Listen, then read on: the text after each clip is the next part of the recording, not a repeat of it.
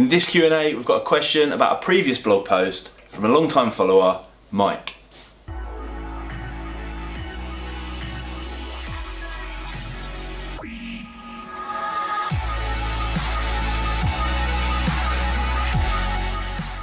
So thanks for submitting there, Mike. In your question you've asked us, in one of your old blog posts back in the hot seat, you traded nearly every race from afternoon to late evening and ended up with £700 profit for the day. Do you still trade like this, or are you more selective in targeting races with higher liquidity for a larger stake? So, good question. I can see where you've come from there. You've obviously been going back through the blog looking for some golden nuggets in previous posts. There are a few sewn in there. And I actually remember the post very well because, well, I remember the day and I remember the holiday. I remember the couple of weeks beforehand. It was a brilliant holiday. If anyone hasn't been to the Maldives and you get the chance, I would certainly say you should go. But I was actually very concerned when I came back and I first started trading that day. And having had a look at the blog post as well, I remember what the biggest concern was for me. And the biggest concern was, you know, have I lost it over the space of 2 weeks? Which, when you think about it, is quite ludicrous. You don't simply forget how to trade when you've been trading successfully full-time without a job for a while. But that was my main concern at that point in time. So having had 2 weeks off, I thought I'll be a little bit rusty. And what I did was a very sensible thing, which is probably one of the biggest contributors. In fact, I would say it has to be the biggest contributor to having a good day, because back then when the blog was published, that would have been one of my best days trading. So what did I do? Well, I lowered expectations for a start, and I actually say in the blog post, we'll put the link in the description below, so if anybody wants to read it. But I actually didn't even look at my balance for the best part of the day. And that's a great thing to do, because as soon as you become money orientated, it starts to change how you feel and how you behave in the markets. But in not doing that, I was more process orientated. I was actually more focused on what's happening in the markets. I was focused on the opportunity rather than the produce, the money.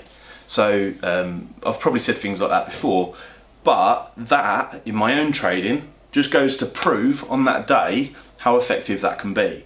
So I didn't check the balance for the whole day, and if you look at the results, because they're actually in the blog as well, it's very consistent throughout the afternoon. In terms of style and liquidity and staking, as you ask in your question there, Mike, I used to trade more or less every single race, okay?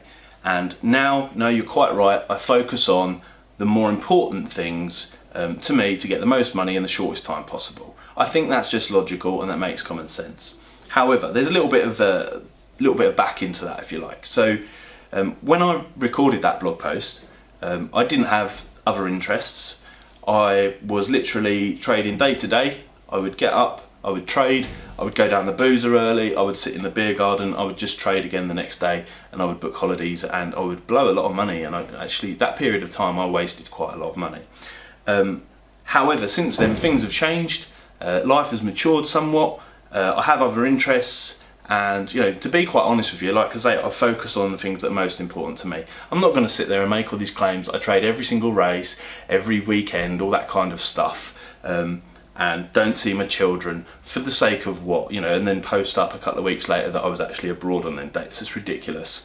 So I just want to be honest with you here that no, focus on the things that are most important to you. Now, if you're back in that position where I was when I recorded that post, then by all means trade every single race. But I don't think that's that healthy.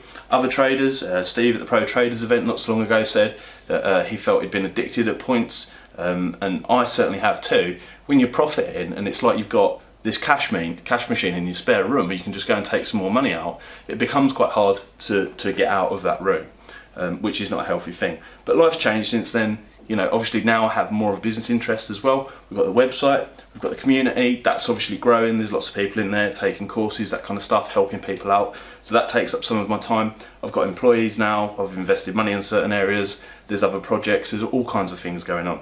So time changes, and as time changes, you get the opportunity to say no to other things more. So you can then just pick up the things that are most valuable to you. So I would say, you know, those opportunities are larger, as you've suggested in your question, when there's more liquidity, when there's more opportunity, less margin for error, all that kind of stuff, then certainly you can scale up in those situations and they should be the focus.